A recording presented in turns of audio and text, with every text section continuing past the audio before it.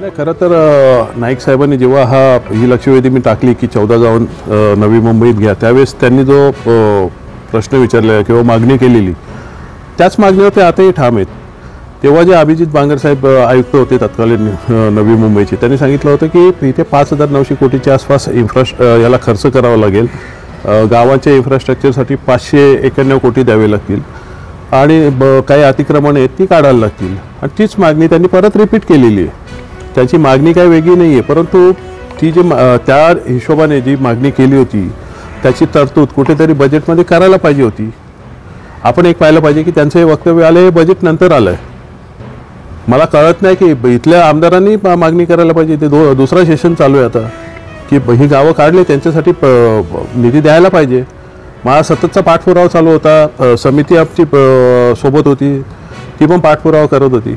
परंतु हा कुठेतरी मुद्दामून रेंगाळण्याचा विषय आहे का की हे गाव आम्हाला कचरा टाकायला परत ठाण्यात घ्यायचा विषय आहे का? मला वाटतं नगरविकास खात्याचे जे मुख्य आहेत एकनाथ शिंदे, त्यांनी इथे लक्ष द्यायला पाहिजे. त्यांच्या मुलाचा इलेक्शनच्या वेळेस नाईक साहेबांच्या बोलण्यात येतं की इलेक्शन पुरतं आम्ही बाप पुढे ढकलून दिली, नाहीतर मी तेव्हाच विरोध करणार होतो. तर नक्की ठरलेलं काय यांच्यात की इलेक्शन पुरती गावं हो बोलायचा नंतर परत ती तशीच टांगती ठेवायची का? तर आगरी लोकांचा फक्त राजकारणासाठी उपयोग करायचा आणि असंच वाऱ्यावर ही गावं सोडून द्यायची आहेत का आमची? माझी एकनाथ शिंदेना पालकमंत्री म्हणून विनंती आहे की त्वरित या 14 गावांसाठी निधी त्यांनी जाहीर करावा. जो आडिवली भुतवली रस्ता आहे तो MMRD तर्फे त्यांनी टनेल घोषणा करावी की इथे टनेल एक करण्यात येईल, जेणेकरून नवी मुंबईशी कनेक्टिव्हिटी होईल. मग नाईक साहेब कशाला बोलतील? आज तुम्ही बघाल इथे जे गोडाऊन्स आहेत यांचेच कच्चे बच्चे आहेत. सरकारी जमिनींवर मी माझी अनेक पत्र दिलेली आहेत की हे गोडाऊन्स काढा. सरकारी होमगार्डच्या जागेवर 6-7 एकरच्या जागेवर गोडाऊन्स बनलेले आहेत. कुठेतरी यांचा वरदहस्त दिसतोय आणि अजूनही यांची काय भूक भागलेली दिसत नाही, म्हणून तरी चाललं नाही ना अशी संशयात जागा आहे. हे माझं सांगणं आहे की नाईक साहेब बोललेत ते बरोबर बोललेत. त्यांची भावना तीच आहे की 20 वर्ष त्यांनी टॅक्स नाही वाढवला नवी मुंबईत. त्यांचं त्या शहरावर प्रेम आहे. यांच्यासारखं नाही की ओरबडून घेऊन जायचे. त्यात पोटतिडकीने त्या पायी ते बोलत आहेत. त्यांची मागणी रास्त जरी असली तरी माझी त्यांनाही विनंती की आम्हाला पदरात घ्या. मागच्या वेळेसही मी बोललेलो आणि तुम्ही तुमच्या लेवलला प्रयत्न करा.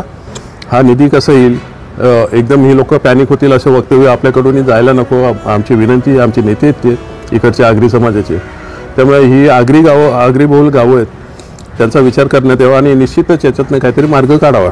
या सगळ्याची भूमिका काय असणार आहे यापुढे तरी नाही, मनसेची भूमिका काय बघा. टेक्निकली हा जो ही 14 गावांचा विषय, ही 14 गावं नवी मुंबईत गेलेली आहेत. त्याबद्दल कोणालाही काही वाटून घेण्याचं कारण नाही आहे. प्रश्न फक्त एवढाच आहे की ह्या 14 गावांसाठी जो निधी यायला पाहिजे, जी मागणी सातत्याने नाईक साहेब करतायत, आम्ही करतोय, 14 गाव विकास समिती करते, तो निधी का नाहीत? नगरविकास खातं यांच्याकडे यांनी द्यायला पाहिजे. मुलाचा मतदारसंघ आहे. आज तुम्ही सरपंचाचा ग्रामपंचायतीने केलेले कामाचे श्रेय घ्यायला खासदार येतात ना आमचे. मग जा ना, बाबांना सांगा ना सकाळच्या नाश्त्याच्या टेबलवर की यांना द्या निधी. नगरविकास खातं यांचे, वेळ लागतो का याला? फक्त लोकांना वेटीस धरण्याची कामं चालू आहेत. तुम्ही आमच्या मागे या तरच तुमची कामं करू, असं राजकारण चालू आहे इथे.